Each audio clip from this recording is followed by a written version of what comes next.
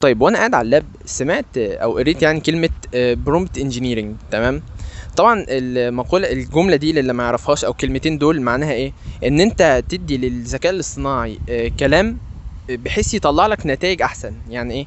يعني مثلا انت بدات كتبت في شات، عايز شات جي بي تي يعمل لك صفحه ويب، فتقوم كاتب له في الاول تقوم قايل لشات جي بي تي انت مثلا مبرمج ويب بقاله 5 سنين، عنده خبره 5 سنين مثلا، واشتغل في شركات عالميه ومش عارف ايه وايه وايه وكده. فهو كانك بتحدد لشات جي بي تي هو هيبقى مين علشان يعرف يساعدك، وبعد كده تبدا تقول له بقى اعمل لي صفحه ويب فيها كذا كذا كذا، او ممكن تقول له انت شغال عندي فعايزك تعمل صفحه ويب بكذا، او مثلا انت المنتور بتاعي فعايزك تساعدني اعمل صفحه ويب بكذا.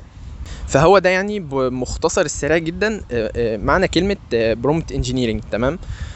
طيب اما جيت افكر فيها، ما احنا اوريدي او احنا كنا ممكن ساعات بنعمل الكلام ده مع نفسنا. تمام. فده حرفيا الشرح المختصر لمعنى كلمه برومبت انجينيرنج. تمام. انا مش جاي اثبت لك ان هي دي حاجه فعلا موجوده وان دي حاجه فعلا فعاله وبتستخدم. يعني اعتقد لو انت دورت هتلاقي ان في كورسات بتتعمل فيها اصلا وكده. تمام. فانا بقى جات لي فكره اللي هو احنا المفروض نستخدم المنطق ده في حياتنا. يعني ايه؟ يعني دلوقتي انت المفروض تقعد تقول لدماغك انا مثلا واحد اتنين تلاتة، علشان تبدأ فعلا تتعامل ان انت واحد اتنين تلاتة. تمام. انا مش بتكلم كتكبر. يعني مثلا افرض خلينا مثلا مثال الصلاة. تمام. انت الكثفة اللي انت فيها يا حازم. خلينا مثلا في مثال الصلاة. لنفترض انت بتقول لنفسك انا شخص مش ملتزم في الصلاة ومقصر في كذا وكذا وكذا. فدلوقتي انت معدي في الشارع مثلا، سمعت صوت الاذان بيأذن. تمام. آه طبيعي لان انت بتقول لدماغك ان انت اصلا مش منتظم في الصلاة. فهتتعامل كشخص مش منتظم في الصلاة. فمش هيروح اول ما هيسمع الاذان مش هيروح يصلي، وهيقول هصليها بعدين، وفي الاخر ما يصليهاش ويفوتها ويفضل في دايره اللي هو اللي مش منتظم اللي مش منتظم في الصلاه مثلا. تمام. عكس اما تقول لنفسك لا انا منتظم في الصلاه، وانا بسعى ان انا احافظ على صلاتي في مواعيدها مثلا وفي الجامع. فبالتالي مثلا انت ماشي في الشارع رايح مشوار مهم مثلا، فجاه سمعت صوت الاذان، بس انت اوريدي قايل لنفسك ان انت شخص ملتزم ومنتظم في الصلاه. فبالتالي هتبدا تتعامل على هذا الاساس. فبت... فبالتالي هتبدا تتعامل على هذا الاساس. يعني ايه؟ يعني اول ما هتسمع صوت الاذان هتقوم رايح لا انا بدام انا بقول لنفسي ان انا منتظم في الصلاه فلازم احافظ على صورتي قدام نفسي فهروح اصلي. تمام. فهي دي نفس الفكره لما تفكر فيها كده. البرومت انجينيرنج زي ما انت بتقوله للاي اي او الشات جي بي تي او ايا كان الموديل يعني بتاع الاي اي، انت المفروض برضو تقوله لدماغك. يعني حط بدل دماغك او بدل الموديل الاي اي بدماغك. تمام. فانت المفروض تقول لنفسك كده. هتقول لي ده كلام تحفيز وابراهيم الفقي وكلام ملوش اي لازمه. هقول لك لا هو بيشتغل فعلا. يعني انت ناس كتيره جربته وفعلا بيشتغل. يعني انت ممكن تفرض ان هو حاجه زي جمله fake it until you make it، اللي هو مثل ان انت بتعرف تعمل الشيء ده لحد ما انت فعلا تعرف تعمل الشيء ده. تمام. فانا شخصيا جربته في كام حاجه ولقيت ان الموضوع فعلا بيبقى كده وانها بتظبط معايا، وفي حاجات تانية برضو ما ظبطتش معايا. بس يعني اللي هو موضوع يستحق التجربه او اللي هو فكره. والفكره بقى ان انا يعني انا ما دورتش في الموضوع، بس انا غالبا متاكد ان اللي هم جابوه ده او فكره البرومت انجينيرنج دي جايه من علم النفس، او جايه من الطريقه اللي احنا اصلا المفروض نعملها مع نفسنا. اللي هو انت تقول لدماغك انا كذا كذا كذا فتبقى كذا.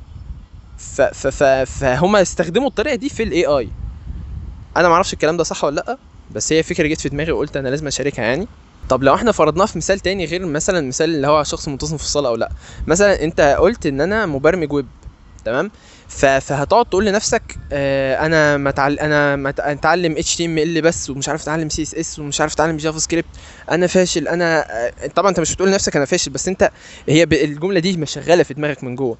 فتقعد تقول لا انا مقصر ومش عارف ايه، انا عمري ما هبقى زي الكبار مثلا في المجال. فبالتالي انت اوريدي بتحبط نفسك بنفسك. انت يعني اما تكون انت داخل وبتقول انا مش ملتزم، فازاي هتلتزم؟ عكس اما انت مثلا تقول لا انا بتعلم مجال الجافا سكريبت وحاسس ان هو سهل وبدات امشي فيه وحاسس ان انا هوصل فيه مثلا، او انا هوصل فيه او انا شاطر فيه. تمام. فبالتالي تعمل زي الناس اللي فاهمه فعلا جافا سكريبت، او اللي عندها خبره في مجال الجافا سكريبت، تشوف هم بيعملوا ايه وتبدا تقلدهم. فبالتالي انت كده اوريدي فعلا بدات تبقى زيهم. لما انت بدات تقلدهم بدات تبقى زيهم، فبالتالي بدات تنجح، فبالتالي بدات فعلا تبقى حاجه. تمام. فهو ده قصدي. تمام. اعتقد المثالين دول وضحوا. لكن برضو انا مش بقول ان انت تاخد الجانب السيء بقى، يعني ما تقولش انا مبرمج جافا سكريبت جامد مفيش مني اتنين، هاجروني مثلا او الساعه بتاعتي هتبقى ب$200، اللي هو ما تقومش معلي على اصلا حد اعلى منك او حد، فتقوم قايل مثلا انا هاخد $200 في الساعه مثلا، اللي هو اصلا ما فيش حد بيعمل كده. الجامدين في المجال ما بيعملوش كده. ما تقومش بقى متكبر وتقول لاصحابك بقى انا وصلت وانتوا لسه، وانت في الحقيقه ما وصلتش. انت بتضحك على نفسك علشان تعرف توصل اصلا.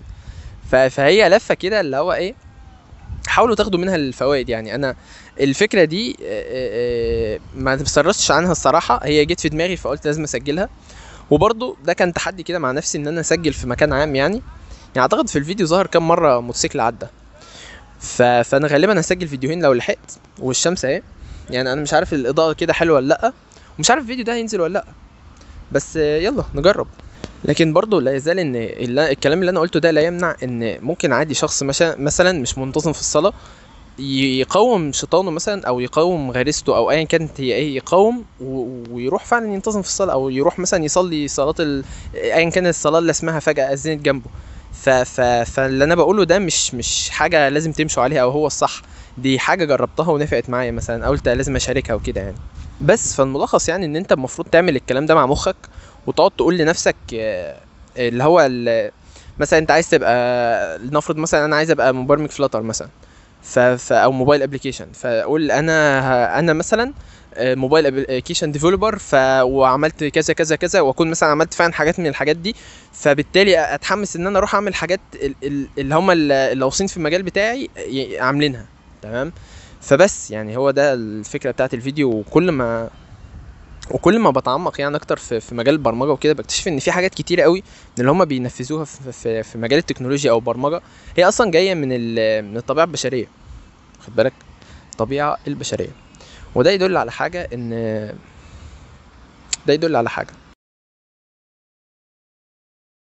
لكن اللي هو يدل عليه ده مش موضوع الفيديو ده وبس. يعني مش عارف الفيديو ده اصلا هينزل ولا لا.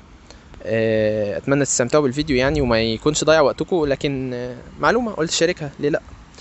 بس عايز اوريكم الفيو اهو، عملت كده شوفوا البحر اهو.